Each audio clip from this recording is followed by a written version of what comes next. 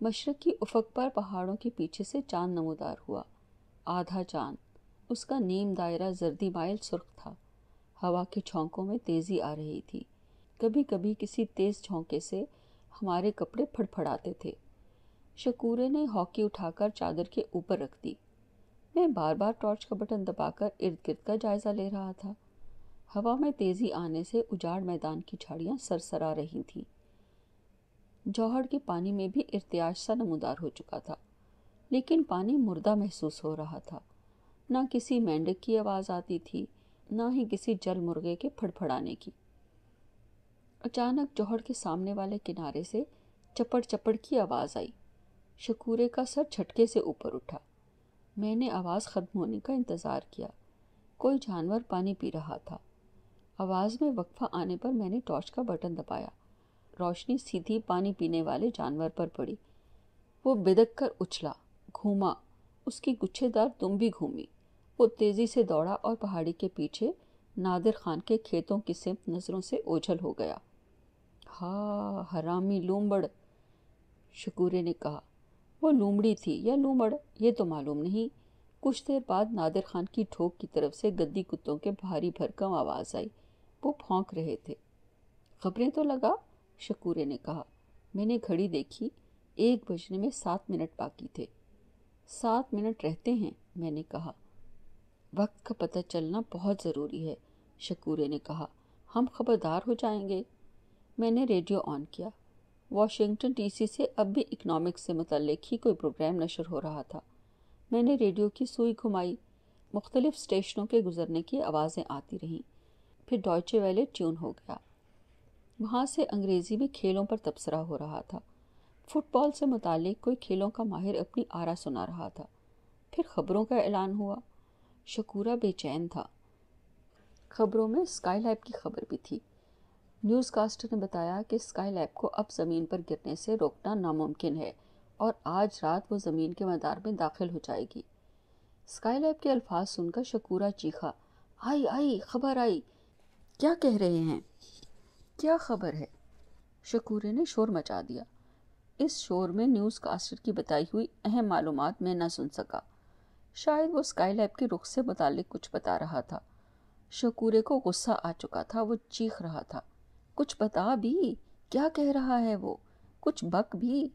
उसने मेरा कंधा पकड़कर झंझोड़ा, बताता क्यों नहीं, क्या खबर है आखिर? शकूरे, मुझे सुनने तो दे, मैंने बुलंद आवाज़ में कहा। तेरे शोर में कुछ सुनाई नहीं देता। शकूरे का इस्तराब उसके बस में नहीं था। ओ, कुछ मुझे भी बता, वो चीखा। क्या कहा है उसने? कोई ख़ास खबर नहीं, मैंने धीमे लहजे में कहा। यही बताया है कि अब स्काईलैब को गिरने से कोई नहीं रोक सकता और वो आज रात गिर जाएगी। टाइम नहीं बताया? शकूरे ने पूछा। नहीं, मैंने ट्रांजिस्टर रेडियो बंद कर दिया। शकूरे ने मेरी जानिब से सर मोड़कर बन्नी के पानी को देखा, फिर आसमान की तरफ मुँह उठा लिया, फिर मुझे देखा। छुपाना चाहते हैं, उसने कहा, टाइम नहीं बताना चाहते। वो क्यों छुपाएंगे? मैंने कहा। स्काईलैब इनकी तो नहीं है। शकूरा मेरी बात न समझ सका। क्या मतलब है तेरा? उसने कहा। जर्मन क्यों छुपाएंगे? मैंने कहा।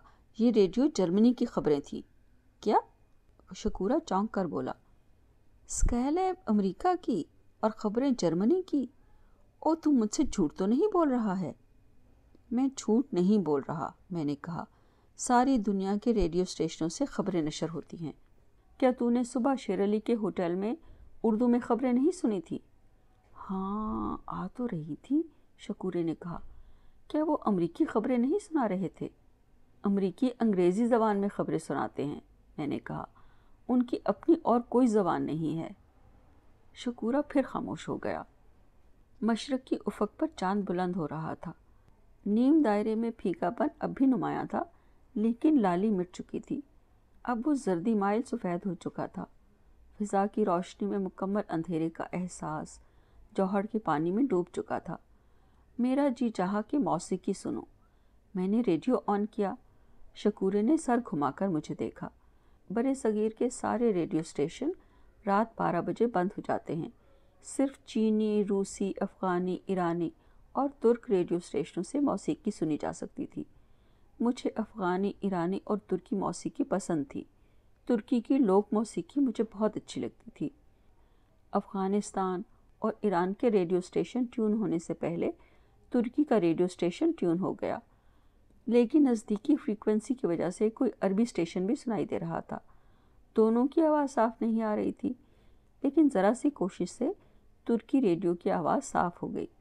وہاں سے موسیقی نشر ہو رہی تھی۔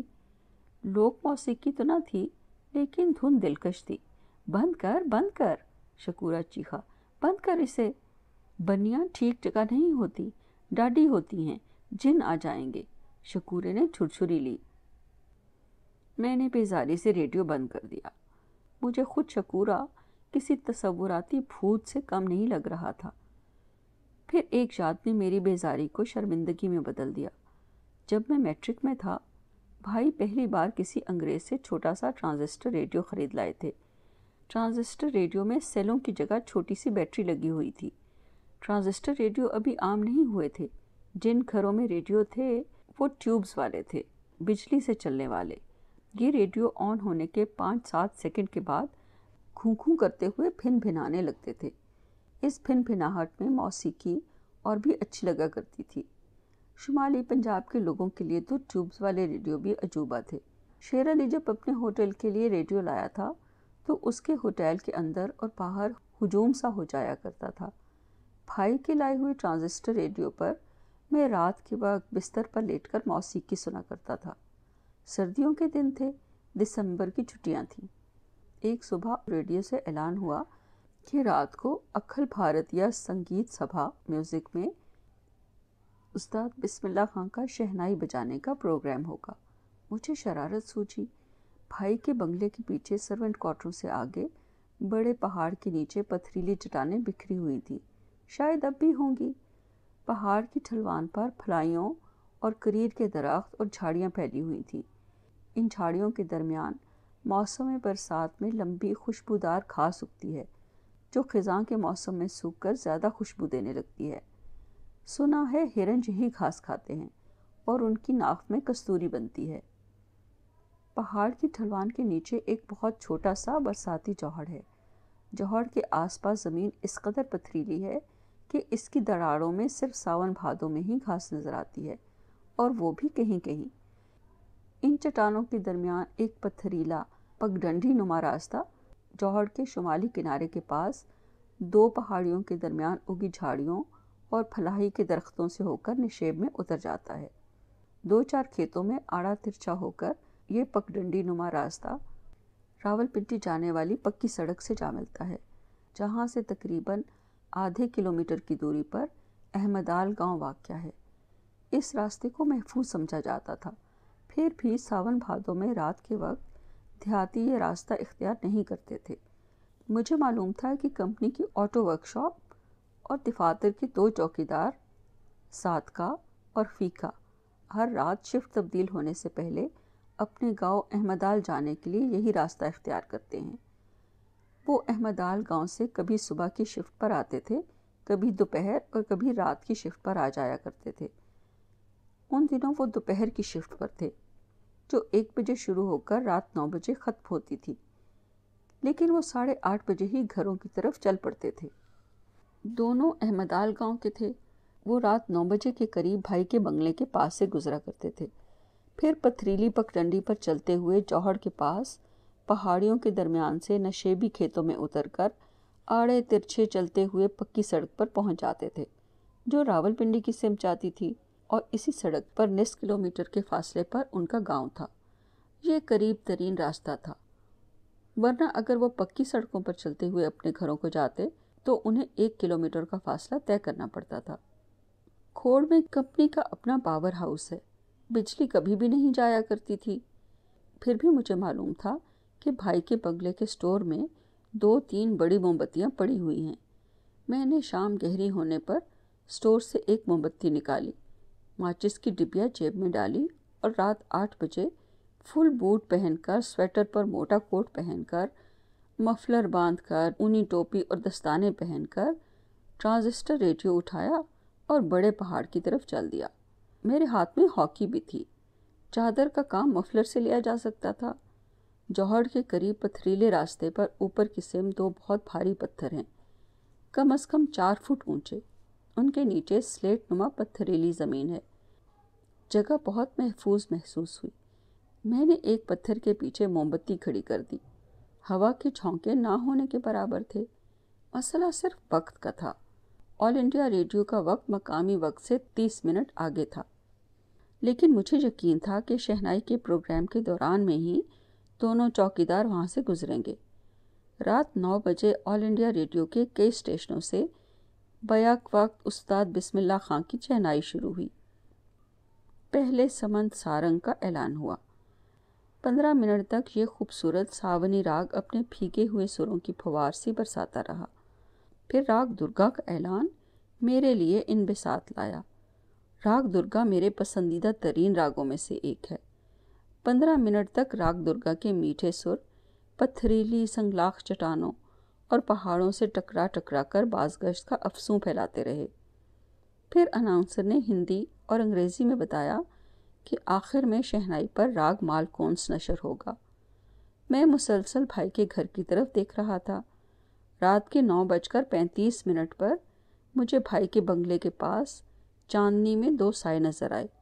وہ صادقہ اور فیکا ہی تھے۔ وہ لمبے لمبے قدم اٹھاتے تیز چلتے ہوئے باتیں کرتے آ رہے تھے۔ دونوں نے کمبل اوڑے ہوئے تھے۔ میں نے فوراً موم بتی جلائی اور ٹرانزسٹر ریڈیو موم بتی کے پاس رکھ دیا۔ والیوم اتنا اونچا کر دیا کہ 35-40 قدموں تک سنائی دے۔ میں دوسرے پتھر کے پیچھے چھپ گیا۔ ہوا بند تھی، پھر بھی موم بتی کا شعلہ لہرا رہا تھا۔ فیکا اور صادقہ اونچی آواز میں باتیں کرتے ہوئے آ رہے تھے۔ تقریباً 40 قدم پر فیکا رک گیا۔ 2 قدم آگے صادقہ بھی رک گیا۔ پھر فیکا تیز قدموں سے صادقے کے پہلو میں آیا۔ وہ ایک دوسرے کی سمت دیکھ رہے تھے۔ ہیجانی کیفیت میں 2-4 قدم اور آگے بڑھے۔ ان کے چہروں پر خوف کا تاثر چاندنی میں صاف نظر آ رہا تھا۔ پھر صادقے کا ہاتھ موم بتی والے پتھر کی طرف اٹھا، جس کی اوٹ میں موم بتی کی روشنی لہرا رہی تھی اور شہنائی کے سر پھیل رہے تھے۔ دھاڑوئے ہی کے، فیکا خوفزدہ آواز میں چیخا۔ وہ بتکے ہوئے گھوڑوں کی طرح اچھل کر مڑے۔ بچیوں بھائی، صادقہ چیخا، اور وہ دونوں کندھوں پر کمبل سنبھالتے ہاکیاں لہراتے بھائی کے بنگلے تک سیدھے دوڑتے گئے اور پھر ہاکی گراؤنڈ کی سمت روپوش ہو گئے۔ اگلے روز میں بازار گیا تو رات والے واقعے پر دیہاتی زور زور سے باتیں کر رہے تھے۔ ماں پہلا ہی پتا پہاڑ ہٹ جا بہوں ڈاڈیے۔ مجھے پہلے ہی پتا تھا کہ پہاڑ کے نیچے جگہ سخت ہے، ایک نے کہا۔ ایک دکاندار نے دوسرے کی سمت دیکھا۔ بہوں چکرا ہے بھائی فیکے تے صادقے نا، اور کوئی ہووے آ تے اوتھا ہی مر ویندا۔ بہت جگرا ہے بھائی فیکے اور صادقے کا، کوئی اور ہوتا تو وہیں مر جاتا۔ کمپنی کے ورک شاپ میں کام کرنے والے ایک کارکن نے خوفزدہ نگاہوں سے ادھر ادھر دیکھا۔ فیکے تے صادقے قرآن نی قسم چاہیے اور نہ اپنی اکھی تکیائے، راتی اوتھاں جنانی جان ٹھکی کھلیے۔ صادقے اور فیکے نے قرآن کی قسم کھائی ہے، انہوں نے اپنی آنکھوں سے دیکھا ہے۔ رات وہاں پر جنوں کی بارات آئی ہوئی تھی۔ اس واقعے کے بعد لوگوں نے پتھریلے راستے پر جانا چھوڑ دیا۔ دن بھر کے تھکے شفٹ کے چوکیدار پکی سڑک کے راستے 1 کلومیٹر سے بھی زیادہ فاصلہ طے کرتے ہوئے اپنے گھروں کو جانے لگے۔ مجھے 2-3 دن ندامت چھائی رہی۔ کسی کو کچھ بتا بھی نہیں سکتا تھا، گھر سے سخت ڈانٹ پڑتی۔ اس شرارت میں کسی کی جان بھی جا سکتی تھی۔ فیکا اور صادق بہت گڑیل جوان تھے، ورنہ اور کوئی ہوتا تو بے ہوش ہو کر گر بھی سکتا تھا، ہارٹ فیل ہو جانے سے مر بھی سکتا تھا۔ بازار میں بتاتا تو کوئی میری بات پر یقین نہ کرتا۔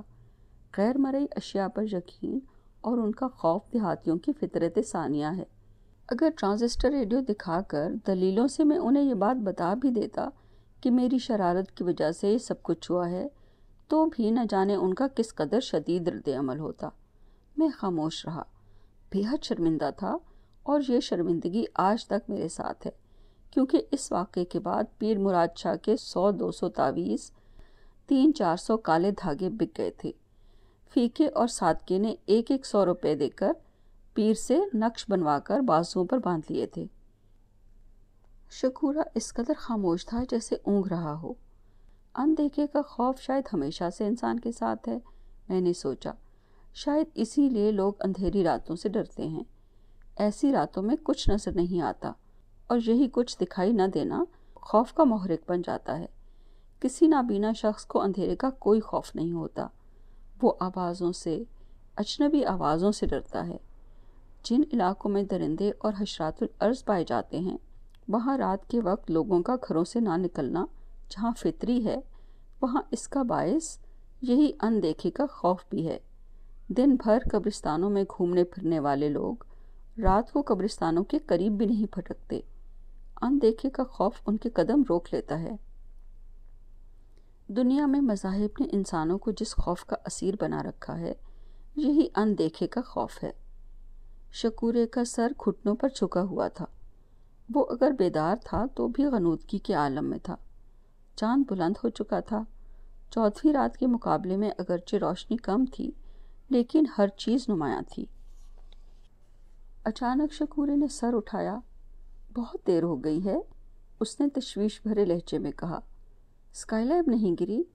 اپنے وقت پر ہی گرے گی، میں نے کہا، اور شکورہ خاموش ہو گیا۔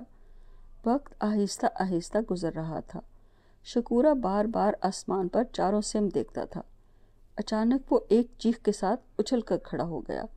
وہ آئی، آ گئی اسکائی لیب! اس کا بازو آسمان کی طرف اٹھا ہوا تھا۔ میں نے اس کی انگلی کی سیدھ میں دیکھا۔ دور آسمان پر ایک روشنی جلتی بجھتی جا رہی تھی۔ شکورہ چٹان کے پیچھے کودنے ہی والا تھا کہ میں نے اس کا بازو پکڑ لیا۔ شکورے، وہ ہوائی جہاز ہے، میں نے کہا۔ نہیں، کیا ہوائی جہاز؟ اس کی آواز میں تذبذب تھا۔ ہاں شکورے، میں نے کہا، میرا یقین کر، وہ ہوائی جہاز ہی ہے۔ کوئی انٹرنیشنل فلائٹ تھی جو شمال مشرق سے جنوب مغرب کی سمت جا رہی تھی۔ شکورہ کچھ دیر اسے دیکھتا رہا، پھر بیٹھ گیا۔ ہوائی جہاز ہی ہوگا، اس نے مایوسی سے کہا۔ اسکائی لیب ہوتی تو سیدھی بنی کی طرف آتی۔ کچھ دیر بعد ہوائی جہاز کی دھیمی سی گڑگڑاہٹ سنائی دی۔ فلائٹ کافی بلندی پر تھی۔ کیا اسکائی لیب بھی شور کرتی آئے گی؟ شکورے نے پوچھا۔ ہو سکتا ہے، میں نے کہا۔ ہوا کی رگڑ سے اس میں آواز تو پیدا ہوگی، رگڑ سے وہ آگ کا گولا بن جائے گی۔ کوئی فکر نہیں، شکورے نے کہا، بنی میں پانی ہے، شوں شوں کر کے ٹھنڈی ہو جائے گی۔ شکورہ بنی کی طرف دیکھنے لگا، جہاں اب پانی کی لہروں میں چاندنی کا عکس جھلملا رہا تھا۔ کبھی کبھی وہ آسمان کی طرف دیکھتا تھا۔ شکورے، میں نے کہا، تیرے خیال میں اسکائی لیب کیسی ہوگی؟ میرے اس سوال پر شکورہ ایک دم میری طرف گھوما۔ اس کے چہرے پر مسکراہٹ پھیل گئی۔ مجھے یوں لگا جیسے اس نے اپنے ذہن میں اسکائی لیب کی کوئی تصویر بنا رکھی ہے۔ اس کا انجن آگے ہوگا، شکورے نے مسکراتے ہوئے کہا، پیچھے سے بہت لمبی ہوگی۔ اس کے کم سے کم 12 ٹائر ہوں گے۔ پھر وہ کچھ سوچنے لگا۔ یار، ٹائر بھی بک جائیں گے کہ نہیں؟ تمہارا مطلب ہے کہ وہ لمبے ٹرک یا ٹریلر کی طرح ہوگی؟ میں نے کہا۔ شکورہ پھر سوچنے لگا۔ شاید ٹرک کی طرح نہ ہو۔ اس نے اپنے قیاس کی خود ہی نفی کر دی۔ نہیں، وہ پیچھے سے بہت لمبی نہیں ہوگی۔ اس کے اگلے ٹائر چھوٹے ہوں گے اور پچھلے بڑے۔ ٹائر 4 ہی ہوں گے۔ انجن لمبا ہوگا اور ڈرائیور کی سیٹ انجن کے پیچھے ہوگی۔ پھر وہ چونکا۔ یار، ڈرائیور تو مر گیا ہوگا۔ شکورے، میں نے کہا، اسکائی لیب ٹریکٹر کی طرح تو نہیں ہوگی۔ شکورہ پھر سوچنے لگا۔ وہ 2-3 منٹ خاموش رہا، پھر اس نے میری طرف دیکھا۔ اس کا اگلا پہیہ بہت بڑا ہوگا، لوہے کا لمبا اور بڑا سا پہیہ۔ پچھلے پہیے بھی لوہے کے ہی، لیکن چوڑے نہیں ہوں گے، اونچے ہوں گے۔ اس کے انجن سے دھواں نکل رہا ہوگا۔ ایسا تو سڑک کوٹنے والا انجن ہوتا ہے شکورے، میں نے کہا، اور شکورے کے ماتھے پر شکنیں سی نمایاں ہوئیں۔ بڑا سیانہ بنتا ہے تو، اس نے غصے سے کہا۔ تو بتا کیسی ہوگی؟ مجھے کیا معلوم شکورے، میں نے آہستہ سے کہا، اس لیے تو تجھ سے پوچھ رہا ہوں۔ شکورے کے ماتھے کی شکنیں مٹ گئیں، لیکن چہرے پر کھنچاؤ تھا، جیسے ذہن پر بہت زور دے رہا ہو۔ پھر اس نے میری طرف دیکھا۔ اس کا انجن بہت بڑا اور کالا ہوگا، شکورے نے کہا۔ انجن میں بہت بڑی انگیٹھی ہوگی، آگے انجن کے اوپر گول بمبو ہوگا، بمبو سے دھواں نکل رہا ہوگا، انجن کے پیچھے لوہے کے بڑے بڑے پہیے ہوں گے اور پہیوں کے اوپر سے بھاپ نکل رہی ہوگی، اسکیلیپ بہت تیز دوڑتی ہوگی اور سیٹی بجاتی ہوگی۔ شکورے، میں نے کہا، تم تو ریل کے انجن کی بات کر رہے ہو جو فتح جنگ سے جن بسال کے راستے ماڑی انڈس تک ریل گاڑی کو لے کر جاتا ہے۔ شکورے کی آنکھیں پوری کھل گئیں، پیشانی پر شکنیں نمودار ہوئیں۔ دیکھا ہوا ہے، اس نے غصے سے چیخ کر کہا۔ تو کیا سمجھتا ہے اسکیلیپ سائیکل ہوگی؟ بے وقوف، اس کے تو کئی ڈبے ہوں گے۔ لیکن شکورے، ریل کی تو لوہے کی پٹڑیاں ہوتی ہیں جن پر چلتی ہے، میں نے دھیمے لہجے میں کہا۔ آسمان پر پٹڑیاں تو نہیں ہوں گی؟ میرے چاچے نے بنائی ہے اسکیلیپ، وہ پھر چیخا۔ گرے گی تو دیکھ لیں گے۔ شکورے، دیکھ ناراض نہ ہو، میں نے آہستہ سے کہا۔ میں تو یہ سوچ رہا تھا کہ بنی میں تو بہت کیچڑ ہوگا، گرے گی تو اچھلے گی، ہم چٹان کے پیچھے بھی لتھڑ پتھڑ ہو جائیں گے۔ شکورے نے کہکہا لگایا، اس کا غصہ فوراً ہی اتر گیا۔